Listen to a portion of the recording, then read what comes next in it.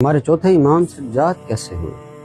ہر امام سجدہ گزار رہا، ہر امام ہمارا عبادت گزار ہے۔ امام محمد باقر علیہ السلام ارشاد فرماتے ہیں میرے بابا جب کسی مشکل میں ہوتے، ان کی مشکل ختم ہوتی تو آپ سجدہ گزار ہوتے تھے۔ کہ جب خداوند کوئی نعمت عطا فرماتا تو اس نعمت پر خدا کا شکر ادا فرماتے تھے اور سجدہ شکر ادا فرماتے تھے۔ فرمایا میرے بابا جب مومنین میں صلح کراتے تو صلح کرانے کے بعد سجدہ شکر بجا لاتے۔ غرض امام ہر نعمت پہ اور ہر برائی کے دور ہونے پہ، مومنین کے درمیان صلح پہ اور ہر اس اچھے کام پہ سجدہ کرتے ہوئے نظر آتے ہیں۔ اس لیے امام محمد باقر فرماتے ہیں کہ میرے بابا کو سجاد کہا گیا۔